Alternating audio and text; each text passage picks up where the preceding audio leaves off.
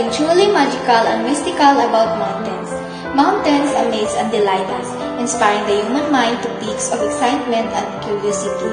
With her perfect cone shape, shrouded in mystery and myth, Mount Mayon has mystical power that draws people from near and far to witness her beauty. Mayon volcano was located in the province of Albay in the Bicol region, Philippines.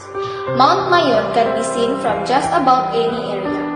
As you drive around the area, you feel as if you are chasing a whisk across the lands and past the shoreline. Don't be fooled by her sheer beauty or the cheeky whisk of cloud that she peeks through.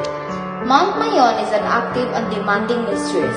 Her cone is considered the world's most perfectly formed volcano for its symmetry, which has been formed through layers of pyroclastic surges and lava flows from past eruption and erosion.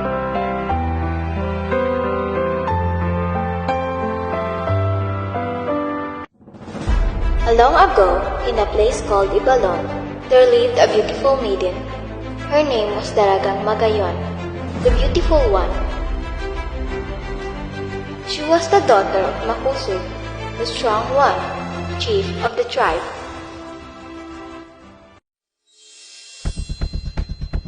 One day, Daragang Magayon strolled down near the river. While crossing the river, she stumbled down on a rock and fell quickly in the water. She was swiftly swept down the stream by the current. She cried and asking for help. Her cries was heard by Panganurong, the proud one, and his bodyguard Amihan, the cold one. Panganurong jumped into the river and saved Daragang Magayon.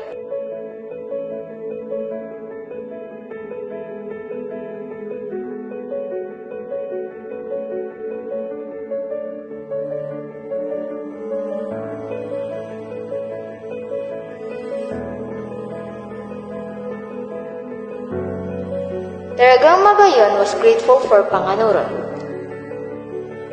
Her beauty immediately captivated Panganurong.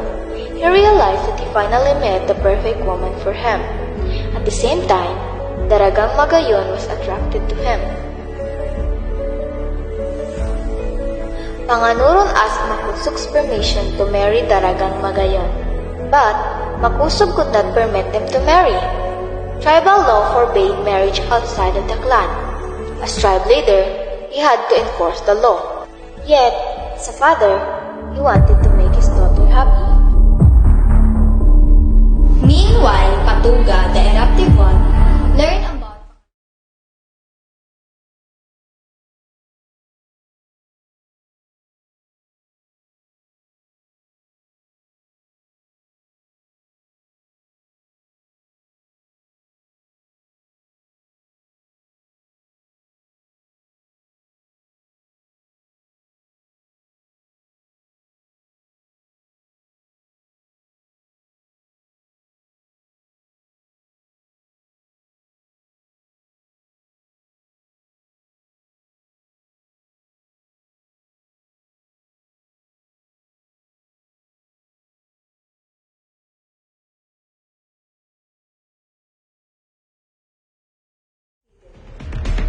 Only did Patuga release Makusug, soon Patuga and Daragang Magayon were wed.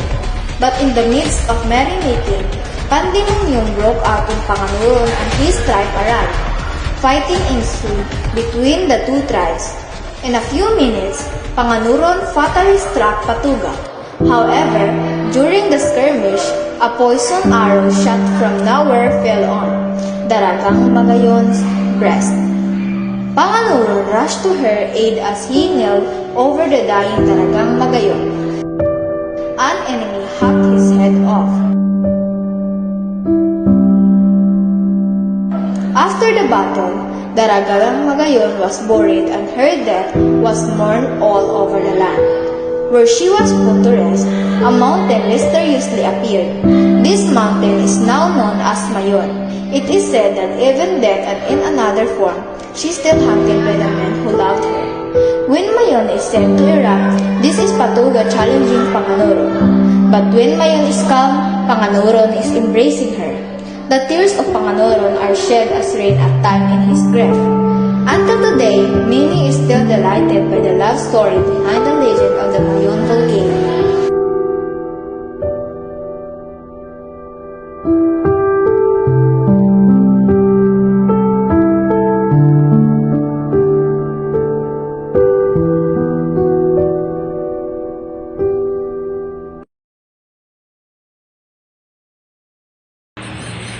Victoria siya.